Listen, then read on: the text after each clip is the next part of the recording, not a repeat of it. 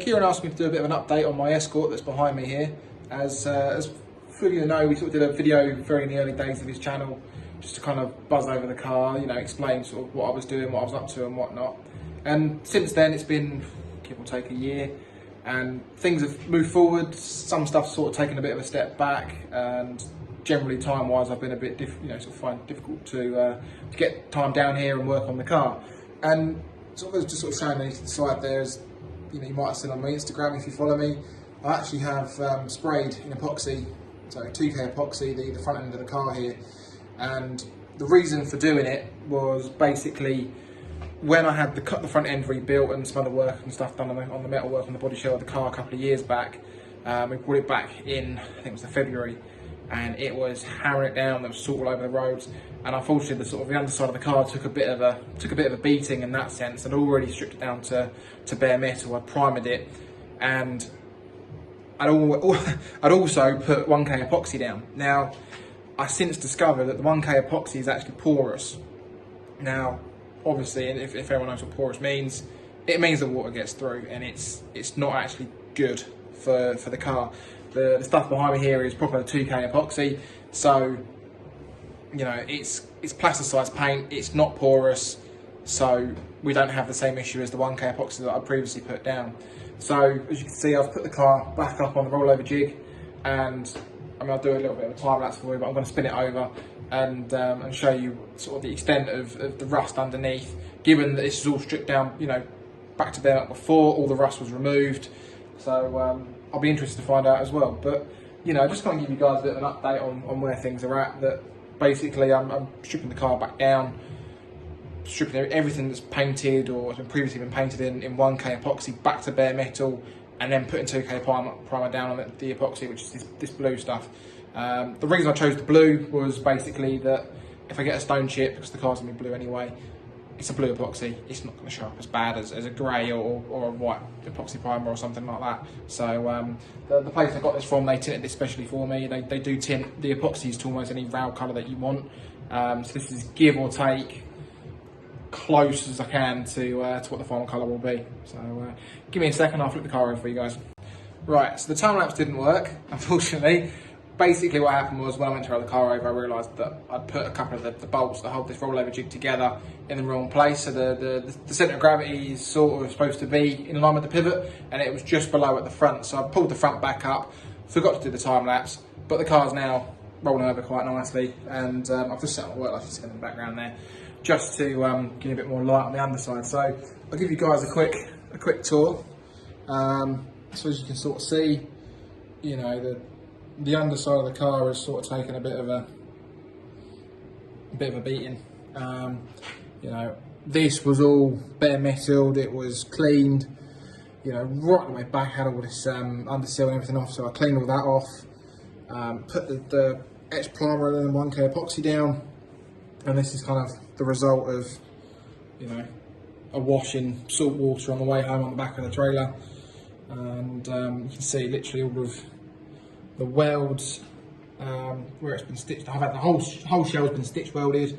You know, it's kind of just gone a bit funny. I've been doing a bit of welding on seat mounts and whatnot, so that's what that penetration is. But you can sort of see, you know, it's just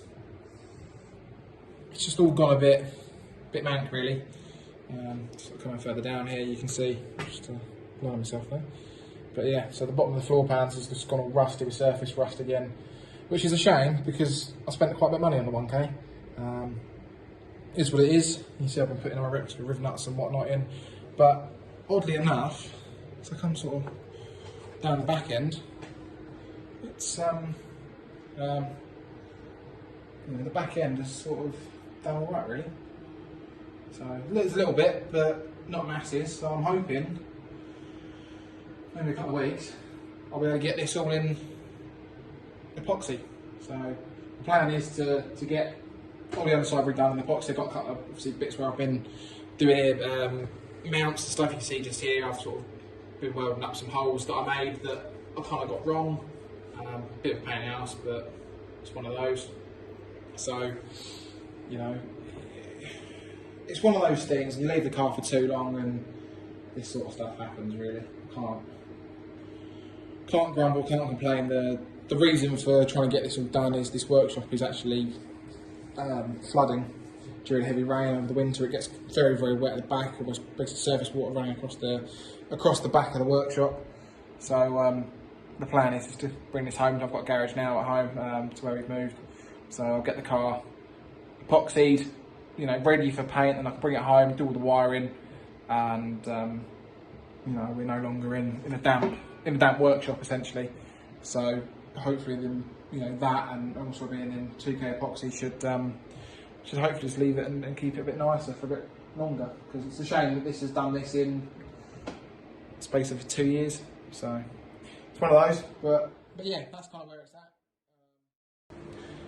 Right, it's another day in the workshop, and I'm following on from the video that I just did, and you guys have probably just seen a couple of seconds ago about the underside of the Escort here.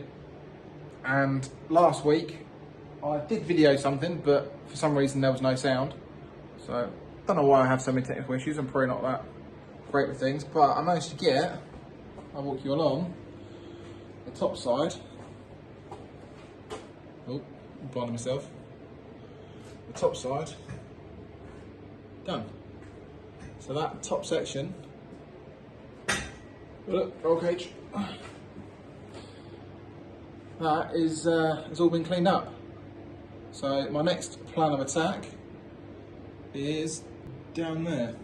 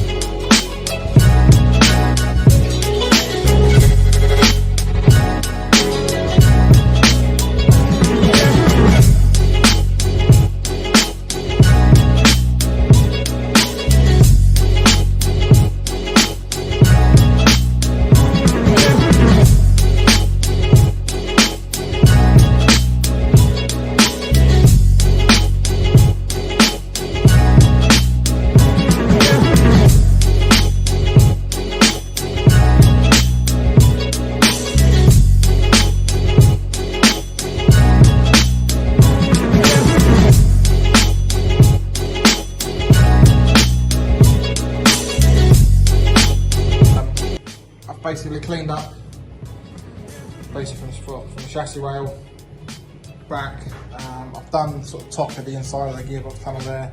I haven't done around the gear set yet or down the prop tunnel, but the floor pans are done. I've come basically back to the line of stitch works there where the rib nuts are as well. So that's all painted, that side's painted. The bit in the middle needs to be done.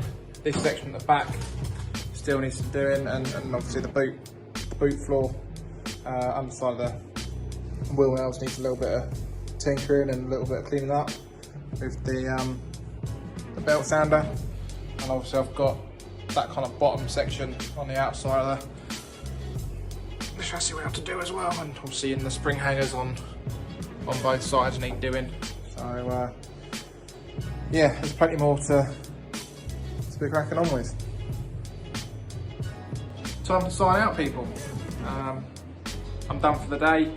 There's not a lot more I can do. My wire wheels are kind of a little bit knackered after today's work.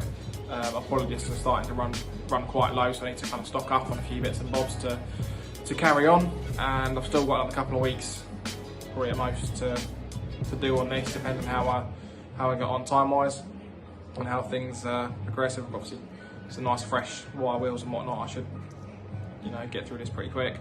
But I doubt you guys are going to want to sit tight for another couple of weeks waiting for me to do more time lapses of cleaning the underside. So I think this is kind of a good note to end the to end this kind of update on, really. Yeah, you know, we're back in etch.